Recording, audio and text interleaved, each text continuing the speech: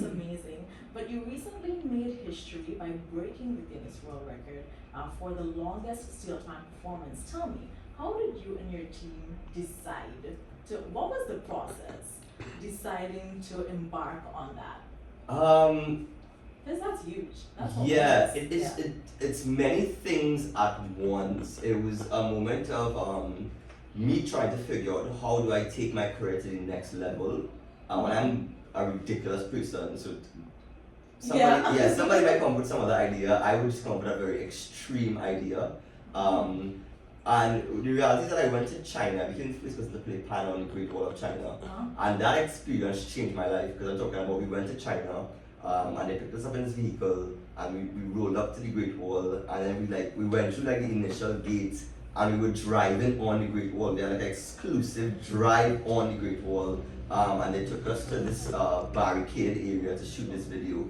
And if you look at any picture of the Great Wall, it just swarms of people. It's like one of the most populated places. It's one of the biggest tourist attractions in the world. But we were there in a barricaded area just to shoot this music video. So I felt like a superstar. So the entire time they were glazing me the entire time. And they were hyping you up. Yeah, and the company that shot the video was like the equivalent of TikTok there. It was like one of the biggest social media platforms that sponsored the video and came and shot it. Wow. And like the day after we went and toured the headquarters and I came back home and I was like, how do I stay at this level? And I came up with like a bunch of other ideas. But this was the idea that I think made the most of sense. So that was the thinking. Yeah, because going back home from that experience, your inspiration, it would have been on I was on a different level. Yeah. For sure. But what was going through your mind during that experience? Because on the day you were at the radio station, you were playing for 31 hours. Yeah. And I was tracking it. I was watching the live. So much, yeah. But what was going through your mind during that experience, and how did you mentally and physically prepare for it? As I said, I'm a ridiculous person, so I did not prepare for it physically at all, which is why I'm like still affected by it. Yeah, I'm like literally I'm on antibiotics and stuff for it. What? Yeah, it's terrible. Wow.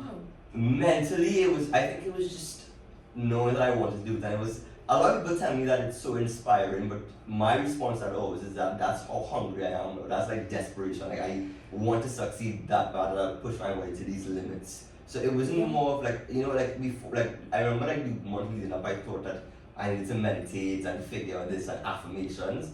But after a while I realized I didn't need to, because I knew like even if there came a time where like I felt like I was getting weak or my spirit was getting weak, I knew deep down in my soul that I wanted to do this. I wanted to achieve something after it.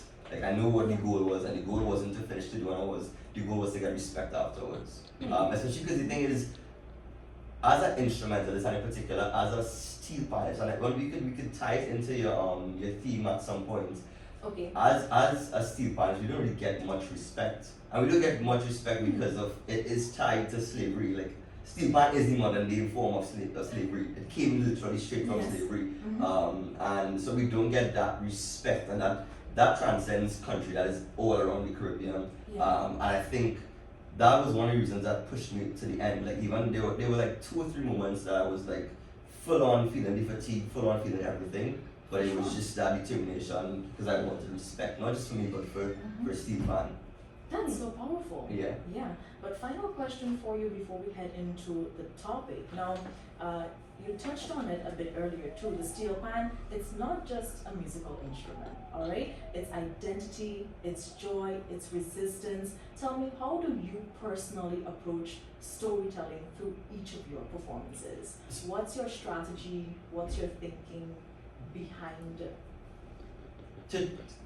Two answers. One, to tie it to your theme, and it's something that I just tell myself. I don't think I've never said this out loud. If you're on the cameraman, it's like exclusive. Exclusive. Yeah, I came up with this concept somewhere between that World Record and now. Okay. And now I don't really get nervous before performance. I mean, I still get nervous, but I don't fully get nervous because I see this saying to myself that the ancestors are walking with me.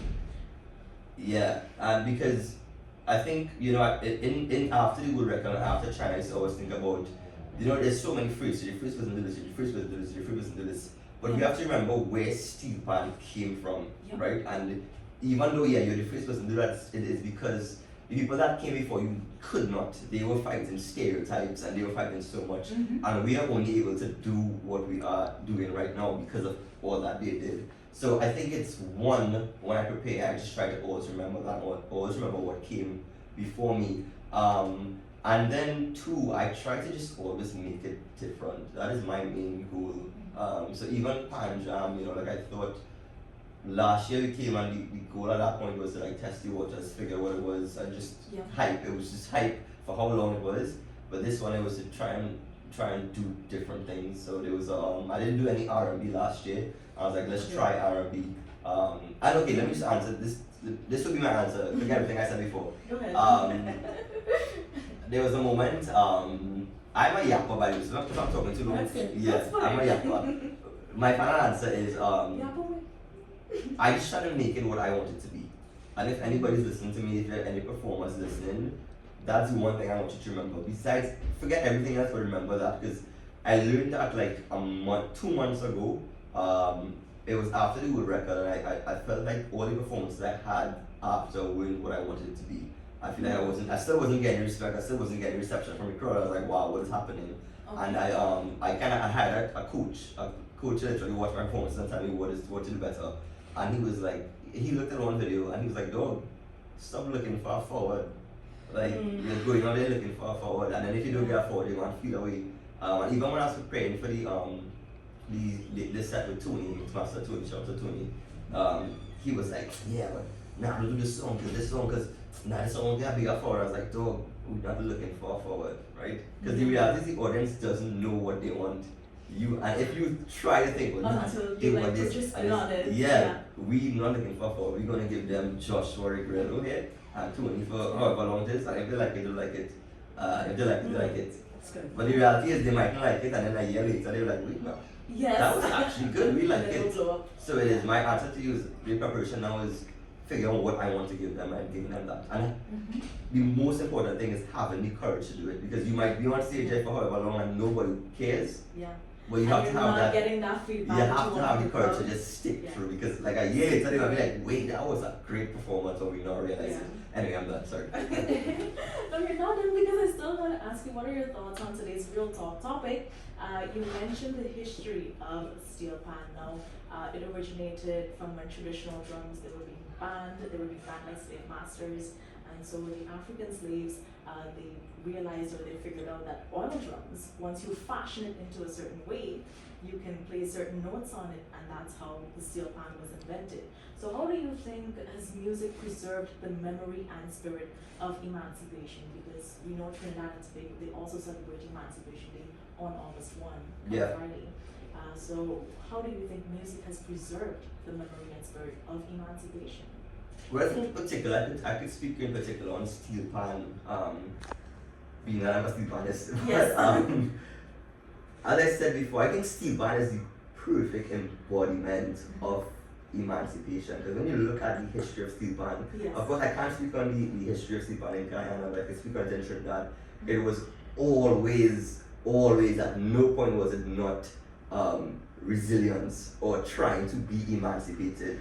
Even when it became steel pan, it was that because of the kind of people that were playing steel pan, they were still trying to stop us from playing at certain places. Don't play in public, don't play after this time. Like, I think one of the things we have done with steel pan, and I think that's one of the reasons it's not as big or as respected as it should be, is because we don't talk about the true history of steel pan.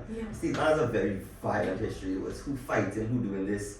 And it was always a matter of us trying to literally be emancipated and be free to just express ourselves and play music.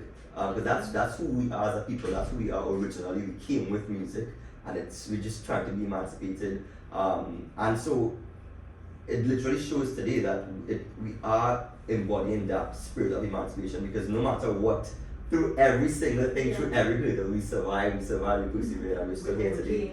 And that's why now, I think one of the best things we can do is speak to the elders. That's why I like to talk about ancestors and elders now, because I don't know what they went through, and I don't actually feel it. Like I could be empathetic and kind of understand it, but I don't know what they actually went through.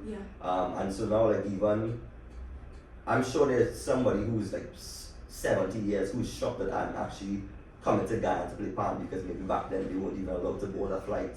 Like that's how, like quote unquote enslaved it was, So and I think that answer A, answer B, I think we also have the saying that I'm talking about, I'm so sorry. Don't worry, here, Don't apologize. I'm gonna end up, I'm gonna say answer A, sorry, that's it. Sorry. Yes, yeah.